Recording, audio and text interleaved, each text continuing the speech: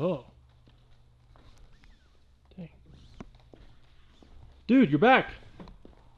Oh, hey. Yeah. I'm back. Did you get an elk? Yeah. Where's the video?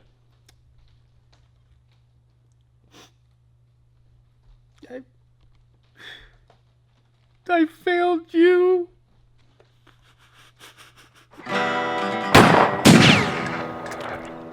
What's cracking, y'all? Oh my gosh, man! I apologize. Okay, we're about to get into it. I got so much to say. I've got so much to go over. I've got so much to get off my chest. But first things first. Check this out, man. We're in the shop, dude. It's freaking empty on this side. The reason why is because we finally got freaking lumber ordered to start framing the inside of this gosh dang thing. So, Brola and I were out here. We cleaned all this side up right here, moved all the vehicles and stuff like that. The boat's gone. Congrats to Brandon, who won the boat with the Outlaw dip giveaway. So the boat's gone. We got some four-wheelers and stuff in here. I took some of my other four-wheelers into the shop. They're getting fixed, carb rebuild, stuff like that right now. But yeah, we got the vehicles on this side. We're going to take the lumber. It comes here in a couple days. We're going to put this right here, and then we're going to start framing this side, the back wall, and then we'll move everything over here and start framing up that side. I'm going to have to talk to you guys about this here in the next couple minutes because I'm still deciding on what to do for the interior walls. But first things first, we need, this is Outlaw Outdoors, man. We need to get into hunting.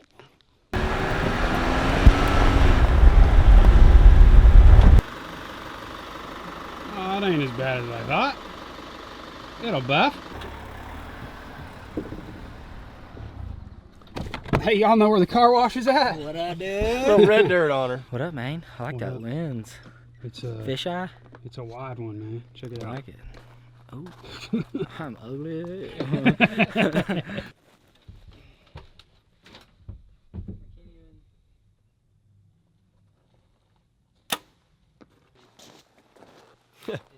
Hi. OutlawDip.com. Yep. That's pretty much all the footage I got, y'all. I gotta get real with y'all real quick, okay? You guys know if you've been watching me for a long time, and if you ain't, let me just give you a little backstory, okay? I've been doing YouTube for almost 15 years now, and as you saw, I was hunting this past weekend with my good buddies, Lake Fork Guy and Mullet Man, okay? I'm gonna put their links down in the description if you guys wanna go check out their hunting videos. We had a great time this past weekend, elk hunting up in the mountains. And guys, I'm at this point, and I need to vent to y'all a little bit because I'm at this point in my YouTube career where, let me just give you an example. Lake Fork Guy, for instance, I've done a lot of videos with him, and we've done a lot of trips together and been on a lot of adventures. And Mullet Man, both of them, let's just get into both of them, okay? I'm sitting inside at camp, and I'm watching them get time lapse of, you know, the sun coming up, and I'm watching them doing little vlogs saying, hey man, we're about to go hunt, we're about to do this. And when I watch that, I don't even know my feeling, but I get this weird feeling like, ugh. I watch them do that and I just go, ugh, do I need to do that? Because I did it for so freaking long, man.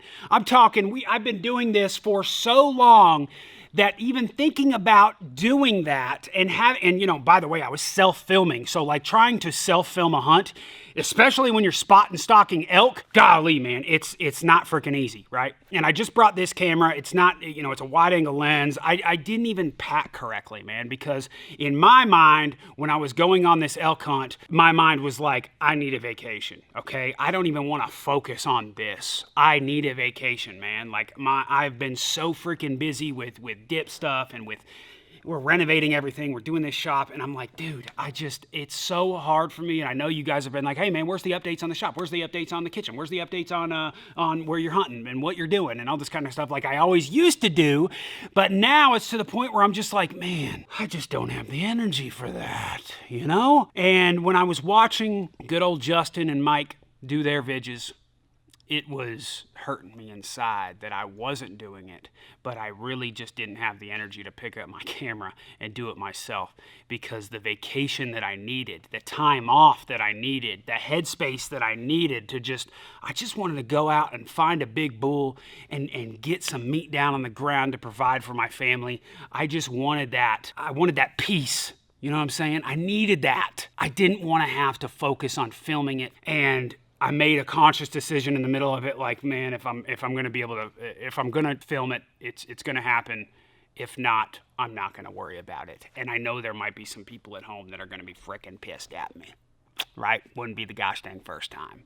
But guys, it was rifle season. I was trying to be a little badass, and I was trying to shoot an elk with my bow in rifle season. Okay. I was trying to do that at first, all right? All I got is a super close encounter. I'm talking 5 yards, y'all, on an elk that we called in on a freaking string, son. I'm gonna play that clip for you right now. It was on my phone because trying to have the camera and all that kind of stuff, it was just a pain in the butt. I had my buddy who was with me filming it, and I was like, dude, try to get this. And just mind you, I had my bow pulled back as soon as he got up there, like the whole freaking time. I had my bow pulled back for like 2 minutes, and then whenever he actually came in, he was a little bit smaller, he was broke off everywhere, and he wasn't exactly what I was looking for, especially because I had a rifle tag, so if I saw one, you know, I would do it. But let's go ahead and play that clip really quick for you. It's pretty freaking sweet, dude. Just turn your freaking speakers up, dog, because this is cool.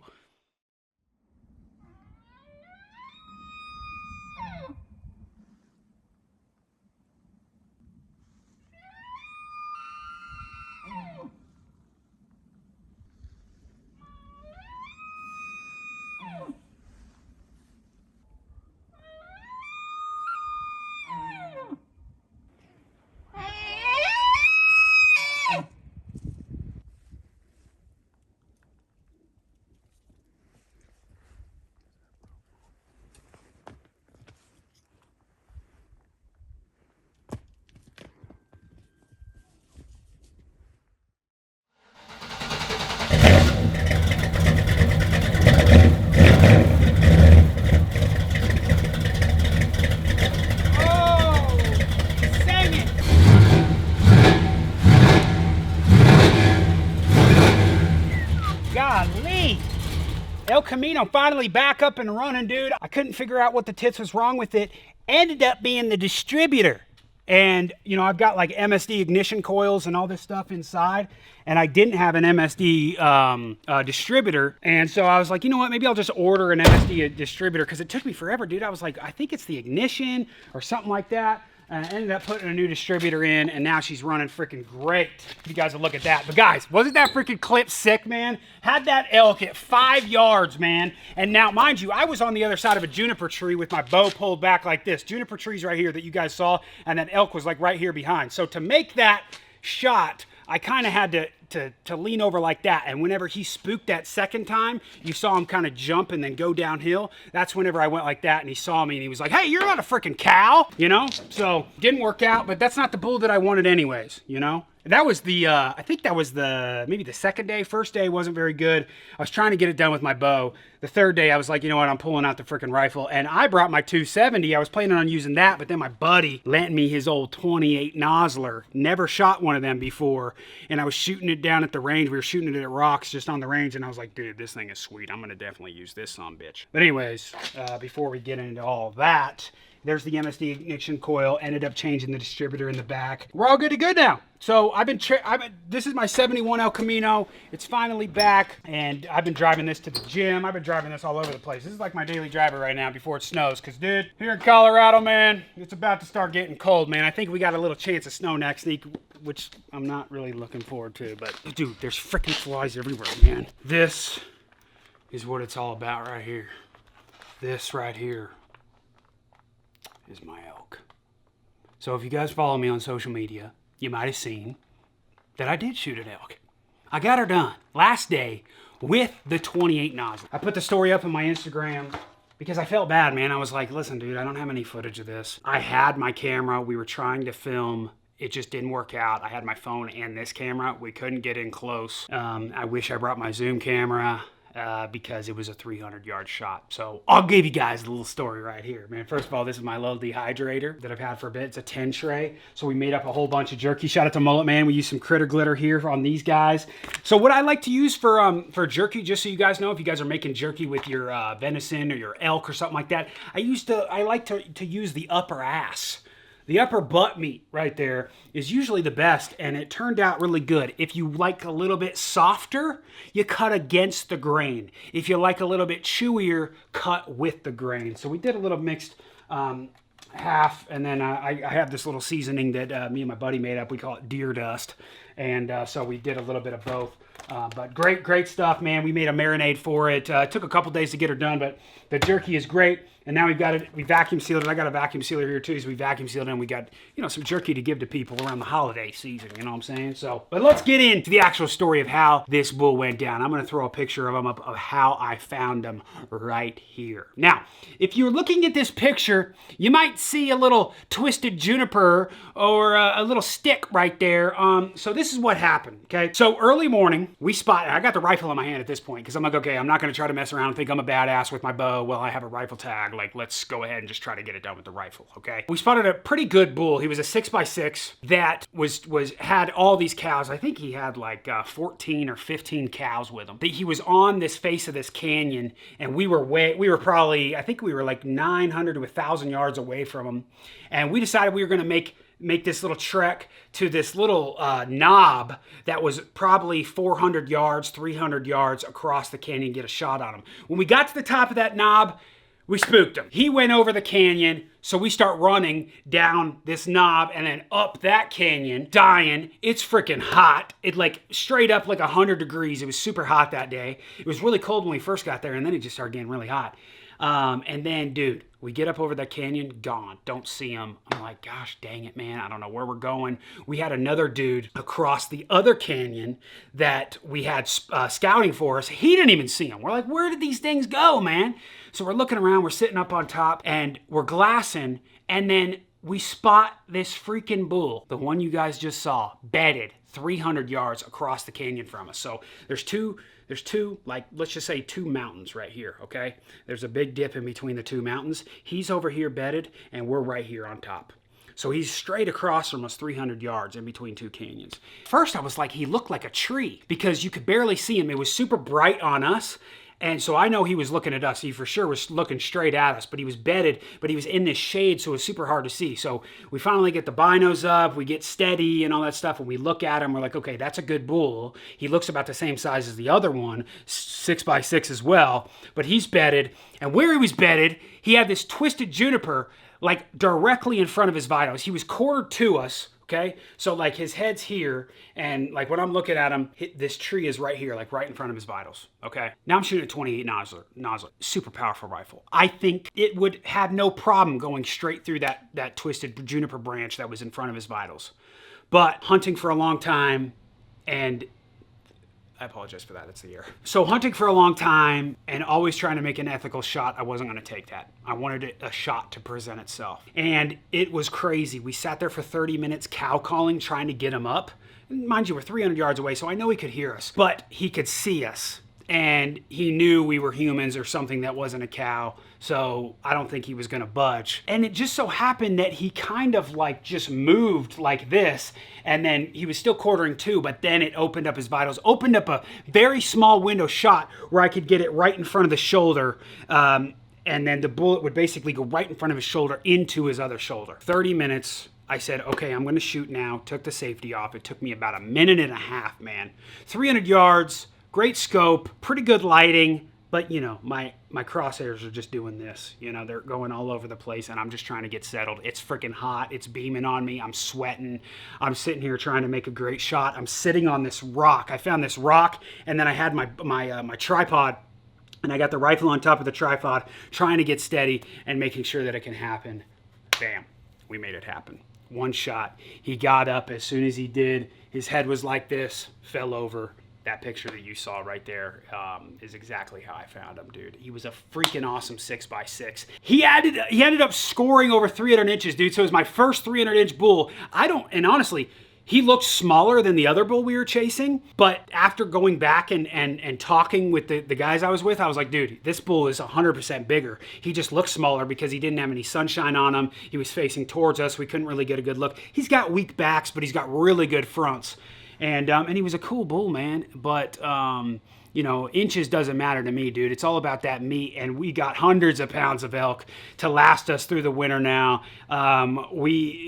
Here, dude, we don't buy beef. All we eat is wild game. So that elk's going to help feed me and my family for quite a while here. And I'm super excited about it, man. I screwed up, man. I didn't film it. I didn't bring the right equipment. I was looking for more of a vacation than satisfaction of getting a video. And I hope you guys kind of understand where I'm coming from. It's hard to explain because I've been doing YouTube so long and I'm trying to get better. You know, I got Brolaw with me. I booked this trip. If I had Brolaw with me, we would have filmed it, right? Right. It would have been easy. We would have filmed it, but I didn't have Brolaw with me. I was self-filming. I was trying to get her done, and it just, it didn't work out. If we were bow hunting and I took a shot at that one bull that you guys saw earlier in the video, it would have been cool. It would have worked out. Just wasn't the size I was looking for. But dude, great trip, great memories, and I just wanted to share it with a little bit with you guys. And I know on my social media you guys have been freaking eating me alive, like, where's the video, where's the video, where's the video? And I apologize, man. I just wasn't able to make it happen. But at the end of the day, I got that vacation I needed. I got that little bit of a break that I needed. And now we're back. We got meat in the freezer and we're ready to freaking roll with it, man. Me and Brolaw have a hunt next month. We pulled the Kansas whitetail tag again this year, and we've got great freaking farms to hunt on this year. I'm so excited, and we're definitely going to be filming that one. Me and Brolaw are going to be heading out in a couple weeks. Kansas, baby, with the bow. Yo. Feel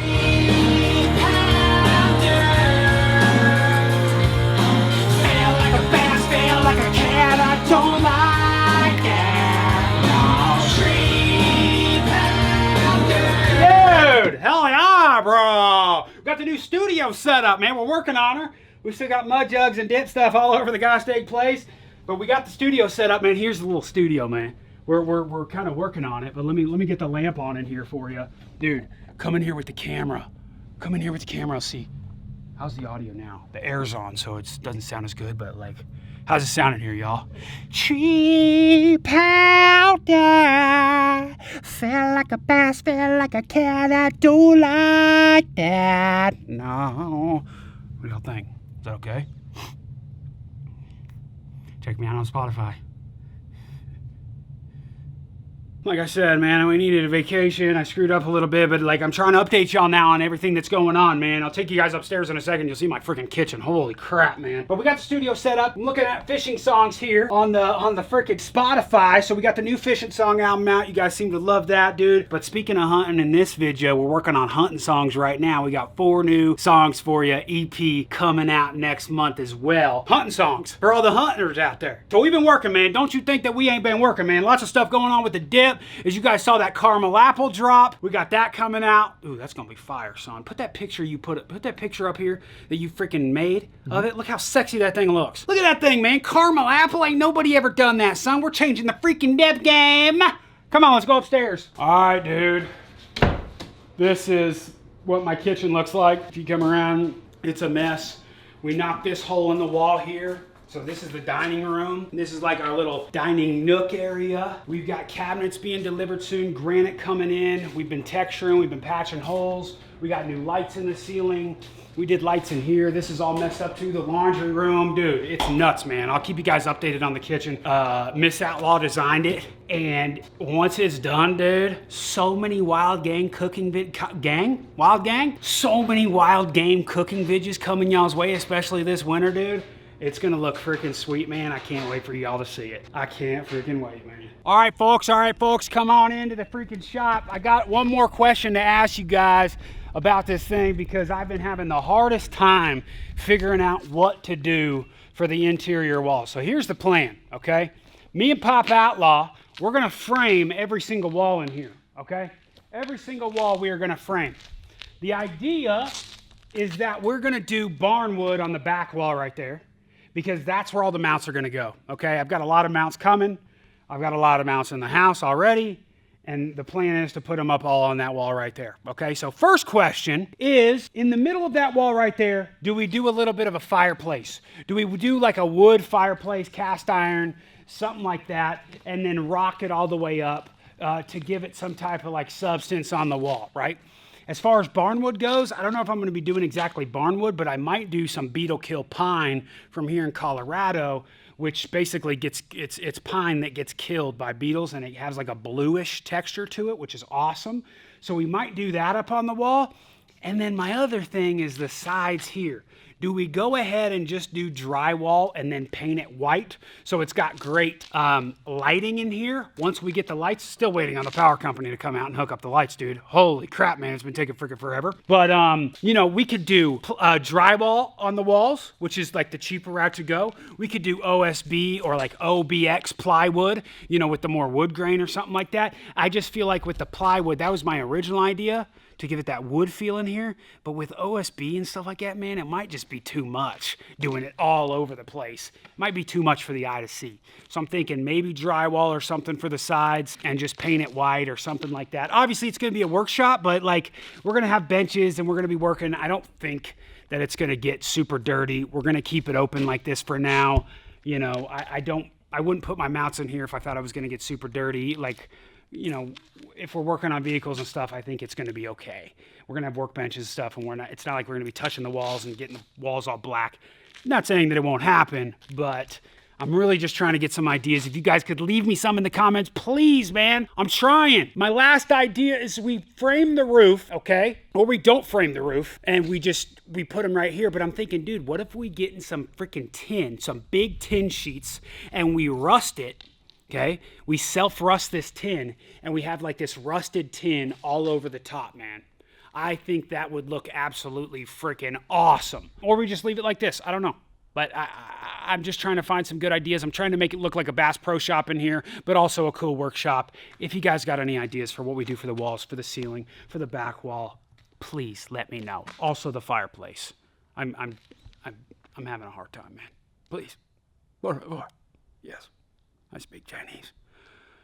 We need to go ahead and get this freaking shop done because we got a lot of work to do, man. We got the K20 in here. We need to get this thing rolling again. You got the equipment. Dude, we got so many different projects, man. We got to get this thing up and running, and that's what all these videos are going to be coming very, very soon. We get that wood, like I said, and that's going to be the next video is probably starting to frame this thing up, so I'm super excited about it. Hey, man, if you guys want to support, I appreciate you guys. Just head on over to outlawmerch.com. We got these new Outlaw firearms caps. This is the lever action. We got a couple iterations of these. We got shirts like this. We got boots. Come on now. We got wallets. I don't have mine on me because, well, I'm broke. Apologize. Plenty of stuff over there on outlawmerch.com. Link is always in the description box. I appreciate you. But hey, guys, I reckon I'll see you on the dip side. I sincerely apologize, but I needed a break, man. And hunting gives me that. And I hope you guys can understand. 25, 8, 366, no matter what you're doing, keep it freaking hell, Billy. See you on the dip side. Holla!